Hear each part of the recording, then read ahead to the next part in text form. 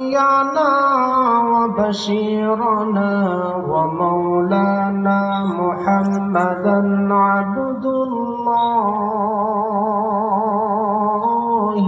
ورسوله أرسله بالحق بشيرا ونذيرا وداعيا إلى الله بإذنه وسراجا منيرا أما بعد فقد قال الله تعالى في كلامه المجيد وفي فرقانه الحميد أعوذ بالله من الشيطان الرجيم بسم الله الرحمن الرحيم إن الله وملائكته يصلون على النبي يا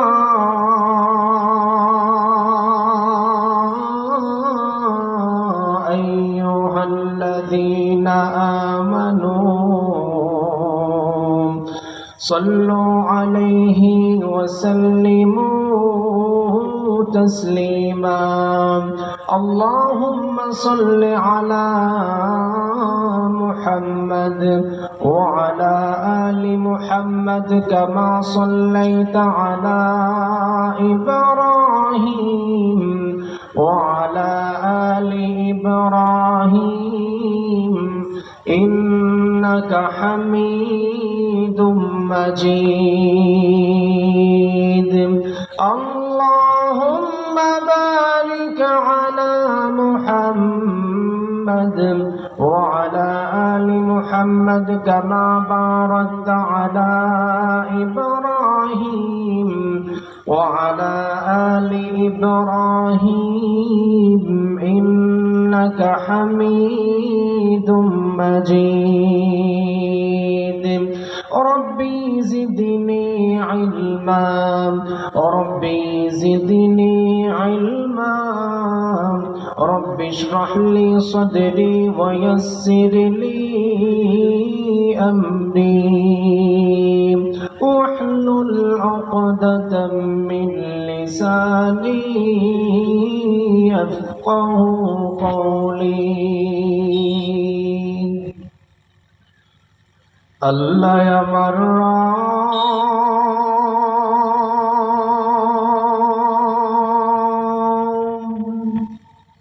এই রবি আমার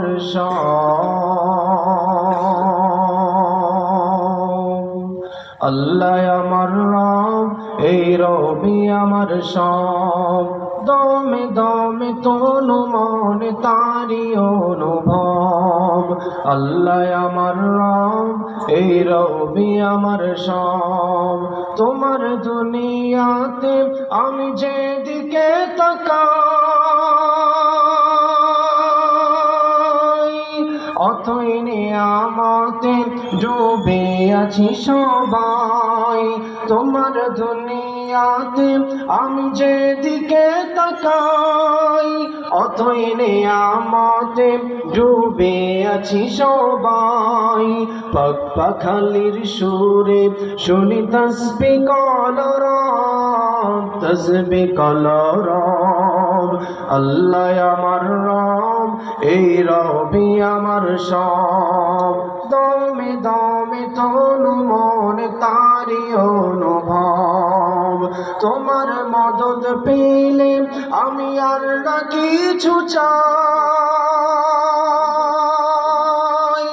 তোমার প্রেমের অনড় আমি কি দিয়ে নিভাই তোমার মদদ পেলে আমি আর না কিছু চাই তোমার প্রেমে প্রেমের অনড় আমি কি দিয়ে নিভাই, যার হয়েছ তুমি তার নেই যে পরাভয়, নেই যে পরাভয়।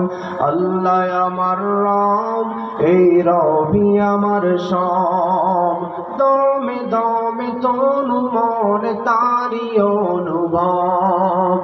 আল্লাহ আমার রব,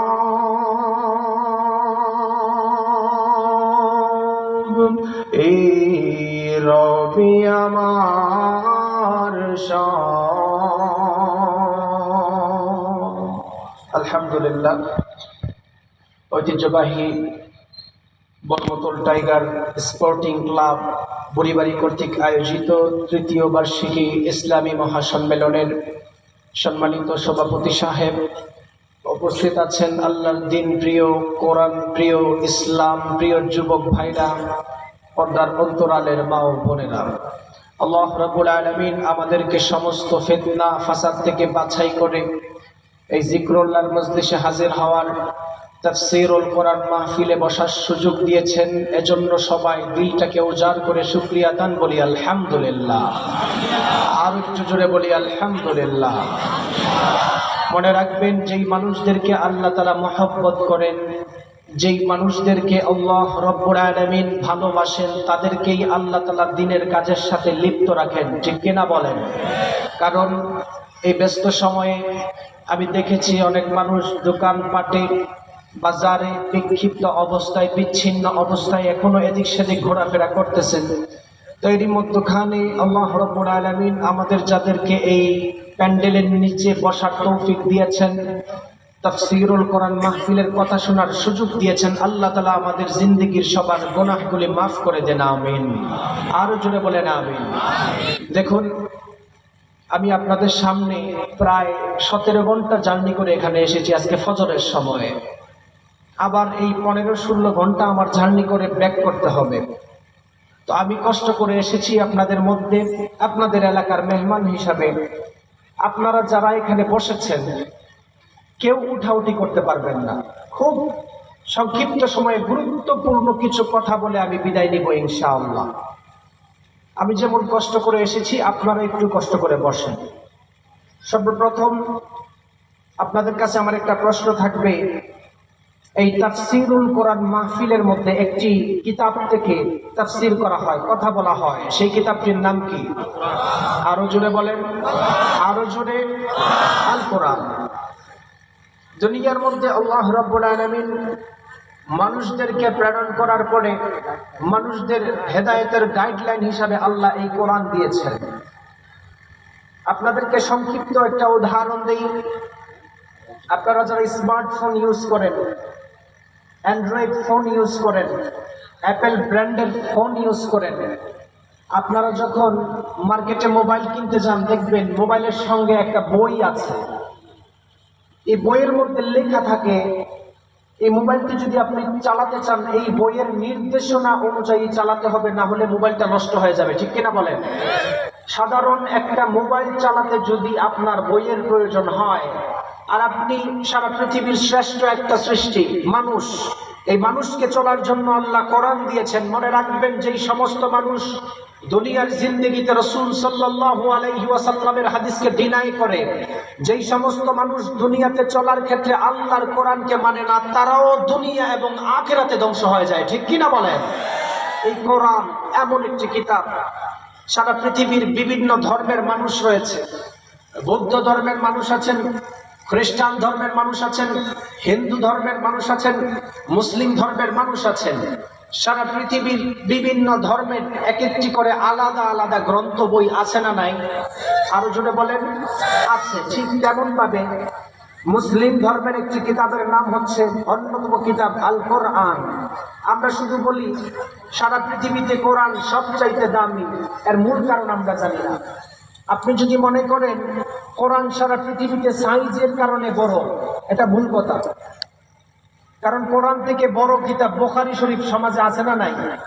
কোরআন সাইজের কারণে সবচাইতে দামি নয়, কোরআন অক্ষরের কারণে সারা পৃথিবীতে দামি নয়। কোরআন সবচাইতে দামি হওয়ার বিশেষ কয়েকটি পয়েন্ট আপনাদের সামনে বলে আমি বিদায় নেব ইনশাআল্লাহ।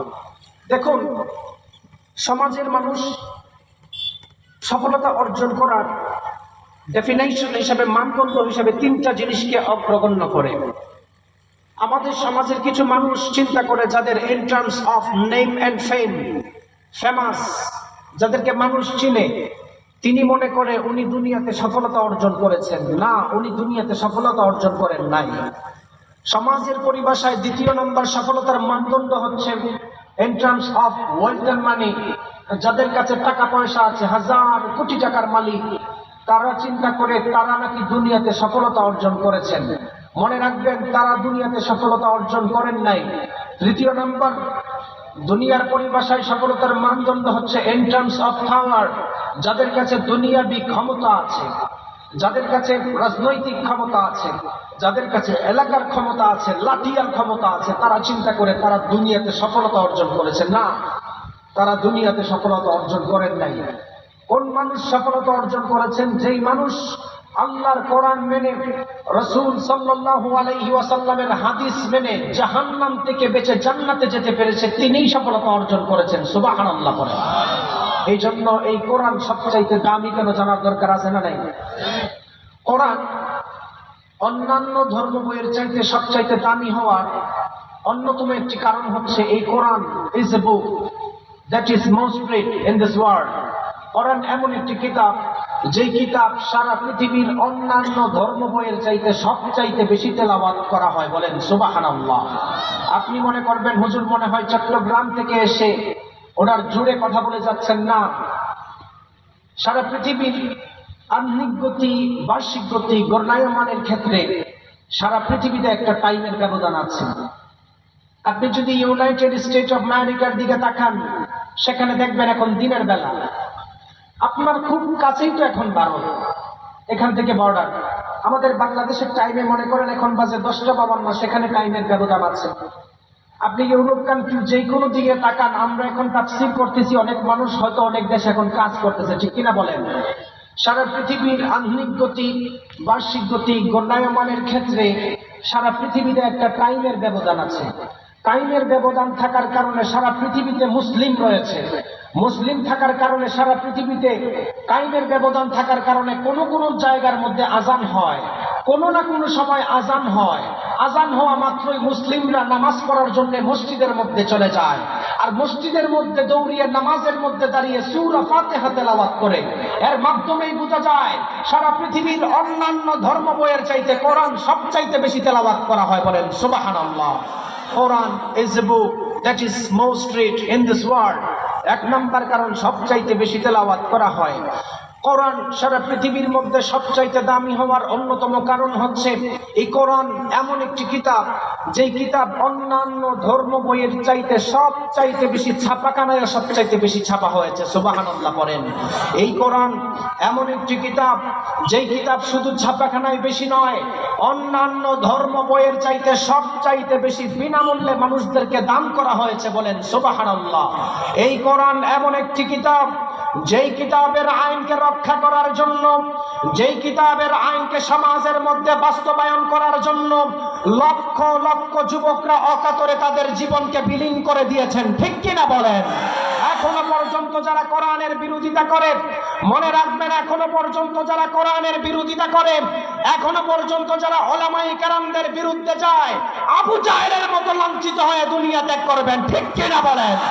কোরআন সারা পৃথিবীর মধ্যে সবচাইতে দামি হওয়ার অন্যতম কারণ হচ্ছে Quran is a book that is most read in this world. আমি মাঝে মধ্যে আপনাদের দিকে নিব, গতানুগতিক বক্তার মতো আমি ওয়াজ করি না, শুনলেন চলে গেলেন হবে না, প্রশ্ন করব।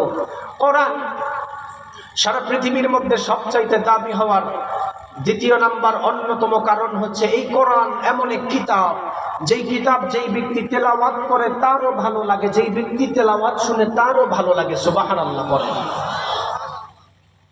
কোরআন যখন মদিনা শরীফে ইমাম সাহেব নামাজে দাঁড়ায়, এখানে হজ করছেন কে? হাজী সাহেব আছেন? আচ্ছা, সভাপতি সাহেব, হাজী সাহেব, এখানে অনেক হাজী সাহেব আছেন, ওনাদেরকে জিজ্ঞেস করেন। মক্কা মদিনায় যখন ইমাম সাহেব সূরা ফাতিহা তেলাওয়াত করে, মানুষ হু হু করে কান্না শুরু করে, ঠিক কিনা? এর কারণ কি?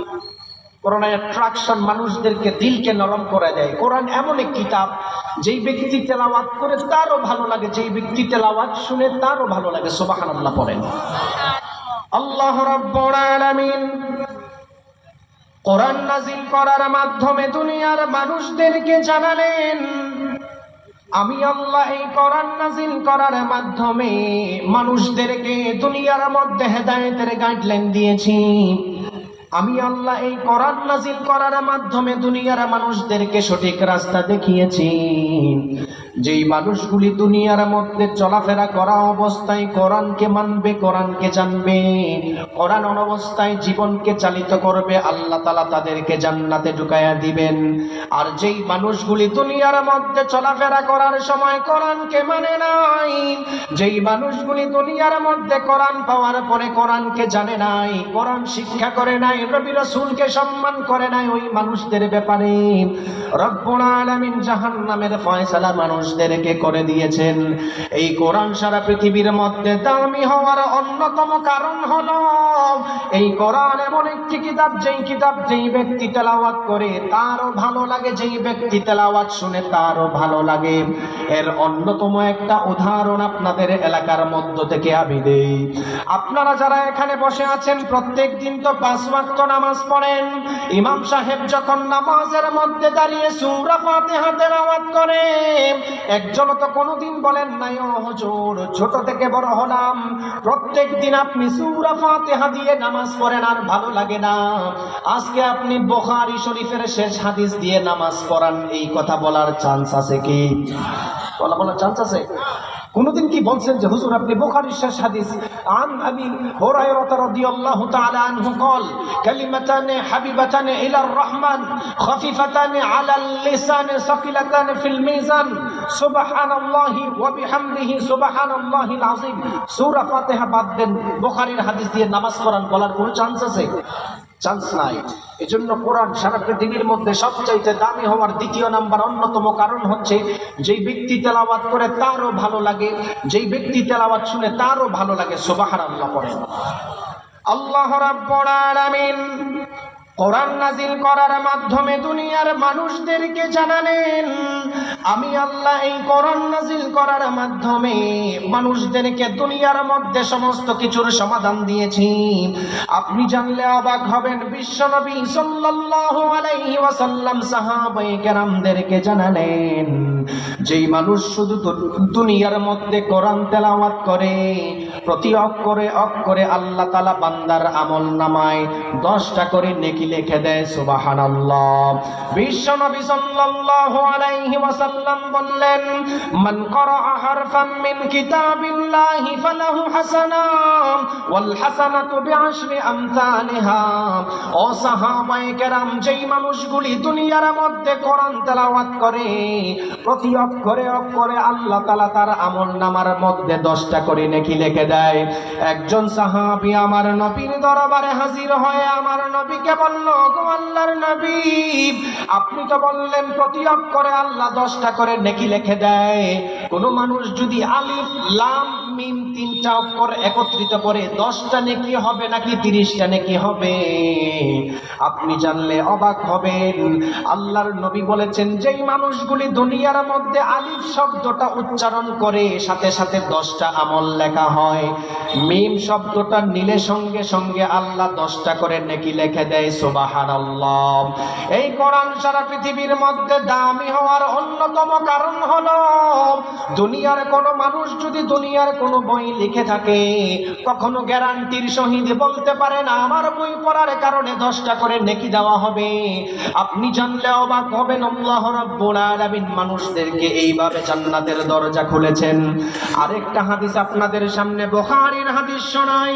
আল্লাহর নবী সাহাবায়ে কেরামদেরকে সুন্দর করে জানালেন, ইন্না লিল্লাহি আহলিনা মিনান নাস। ও সাহাবায়ে কেরাম, নিশ্চয় দুনিয়ার মধ্যে আল্লাহর পরিবার রয়েছে। সাহাবায়ে কেরাম বলল, মান হুম ইয়া রাসূলুল্লাহ? আল্লাহর পরিবার বলতে আপনি দুনিয়ার মধ্যে কি বুঝালেন? কারণ তো আল্লাহর দুনিয়াতে সন্তান নাই, আল্লাহর তো কোনো স্ত্রী সন্তান ঘর বাড়ি নাই, কাদেরকে আপনি আল্লাহর পরিবার হিসাবে গণ্য করলেন জানায়া দেন। বিশ্বনবী সাল্লাল্লাহু আলাইহি ওয়াসাল্লাম সাহাবায়ে কেরামদেরকে সুন্দর করে জানালেন, হুম আহলুল কুরআনি আহলুল্লাহি ওয়া খাসসাতুহু। যেই মানুষগুলি দুনিয়ার মধ্যে কোরআন পাওয়ার পরে কোরআনকে মানে কোরআনকে জানে, যেই মানুষগুলি দুনিয়ার মধ্যে কোরআনের জিন্দেগি নিজের জিন্দেগির মধ্যে ফিট করে, সামাজিক জিন্দেগি রাষ্ট্রীয় জিন্দেগির মধ্যে যেই মানুষগুলি কোরআনকে সর্বপ্রথমে রাখে, ওই মানুষ সবাই হলো আল্লাহর পরিবার। সুবহানাল্লাহ। এই যে আপনারা এখানে বসছেন কোরআন শোনার জন্য, সবাই আল্লাহর পরিবার, সবাই আল্লাহর পরিবার। সুবহানাল্লাহ। তিরমিজির এক হাদিস, আল্লাহর নবী বলতেছেন, ইন্নাল্লাযী লাইসা ফী জাওফিহি শাইউম মিনাল কুরআনি কাল বাইতিল খরিব। যেই মানুষের কলবের মধ্যে কোরআনের লেশ মাত্র কিছু নাই, তার কলবটা অন্ধকার ঘরের মতো। নাউজুবিল্লাহ বলেন, অন্ধকার ঘর। তো সাহাবী জিজ্ঞেস করলো, ইয়া রাসূলুল্লাহ, কলবের সঙ্গে অন্ধকার ঘরের কি সম্পর্ক? আল্লাহর নবী স্পষ্ট বলেছেন, অন্ধকার ঘরের মধ্যে যেমন ভাবে শয়তান বাস করে, ঠিক তেমন ভাবে যার অন্তরের মধ্যে কোরআন নাই, তার কলব দিয়ে কখনো ভালো জিনিস বের হতে পারে না, তার মুখ দিয়ে কোনোদিন কোরআনের পক্ষে কথা বের হবে না। আবু জাহেল মার্কা কাজ হবে, ঠিক কিনা বলেন? তার মানে কি বুঝলেন? যারা কোরআন হাদিস নিয়ে ব্যঙ্গ করে, তারা আবু জাহেলের রক্তে তাদের রক্ত মিলে আছে, ঠিক কিনা বলেন? কোরআন সারা পৃথিবীর মধ্যে সবচাইতে দামি হওয়ার দ্বিতীয় নাম্বার কারণ জানলাম, এই কোরআন এমন এক কিতাব, যেই ব্যক্তি তেলাওয়াত করে তারও ভালো লাগে, যেই ব্যক্তি তেলাওয়াত শুনে তারও ভালো লাগে। সুবহানাল্লাহ। আপনি জানলে অবাক হবেন, আল্লাহর নবী যখন রাতের বেলায় কোরআন তেলাওয়াত করতেন, আবু জাহেল নিজেও কোরআন তেলাওয়াত শোনার জন্য পাগল হয়ে থাকতো। সুবহানাল্লাহ। আবু জাহেল, আমার নবী এত সুন্দর করে কোরআন তেলাওয়াত করতেন, আপনি তো সেই নবীর জিন্দেগি আপনার সন্তানদেরকে আপনি পড়ান না, আপনি আপনার সন্তানদেরকে মাদ্রাসার শিক্ষা দিতে চান না, অথচ আল্লাহর নবী ১৫০০ বছর আগে বলেছেন উম্মত ধ্বংস হয়ে যাবে তখন ওয়াতুআল্লিমা লিগাইরিদ্দিন, যখন সমাজের মধ্যে দ্বীন বিরোধী শিক্ষা ব্যবস্থা চালু হবে, আপনি আপনার সন্তানকে রাসূলের সিরত পড়াতে চান না। আপনি জানলে অবাক হবেন, ইহুদি খ্রিস্টানরা পর্যন্ত নবীর জিন্দেগি পড়ে ইসলামের ছায়াতলে চলে এসেছে। সুবহানাল্লাহ। বড় বড় ইহুদি, যেমন একজন খ্রিস্টানের কথা আপনাদেরকে বলি, মাইকেল এইচ হার্ট। উনি একটা বই লিখেছেন, the 100 ranking of the most influential personality in the world. এই বইয়ের মধ্যে উনি সারা পৃথিবী দাপিয়ে বেড়ানো 100 মনীষীর জীবনী লিখেছেন। এই বইটি লিখতে উনি আলবার্ট আইনস্টাইনের কথা এনেছেন, উনি আইজ্যাক নিউটনের কথা এই বইয়ের মধ্যে এনেছেন, উনি দালাই লামার কথা এনেছেন। আপনি জানলে অবাক হবেন, খ্রিস্টান একজন ব্যক্তি মাইকেল এইচ হার্ট, তিনি বইটা লিখেছেন, সবার জিন্দেগি রিসার্চ করে দেখেন, এই বইয়ের মধ্যে যদি সর্বপ্রথম কারোর নাম দেওয়া লাগে, সেটি হচ্ছে মুসলিম ধর্মের নবী মুহাম্মদুর রাসূলুল্লাহ সাল্লাল্লাহু আলাইহি ওয়াসাল্লামের জিন্দেগি। The 100 ranking of the most influential personality in the world. ওনার মতো মানব, ওনার মতো ভালো মানুষ, ওনার মতো ইনসাফওয়ালা মানুষ দুনিয়াতে আর কখনো আসবে না। সুবহানাল্লাহ। আল্লাহ রাব্বুল আলামিন কোরআন নাযিল করার মাধ্যমে দুনিয়ার মানুষদেরকে জানালেন, আমি আল্লাহ এই কোরআন নাযিল করার মাধ্যমে দুনিয়ার মানুষদেরকে জানালাম, যেই মানুষগুলি কোরআন অনুযায়ী দুনিয়ার মধ্যে চলাফেরা করবে, ওই মানুষদেরকে আল্লাহ তাআলা জান্নাতের মধ্যে ঢুকাইয়া দিবেন। আর যেই মানুষগুলি দুনিয়ার মধ্যে কোরআন পাওয়ার পরে কোরআনকে মানে নাই, কোরআনকে জানে নাই, যেই মানুষগুলি তাফসীরুল কোরআন মাহফিল হওয়ার পরেও তাফসীরুল কোরআন মাহফিলের বিরোধিতা করেছে, ওই মানুষদেরকে আল্লাহ দুনিয়া এবং আখিরাতের মধ্যে 3টা শাস্তি দিবেন। বলেন কয়টা?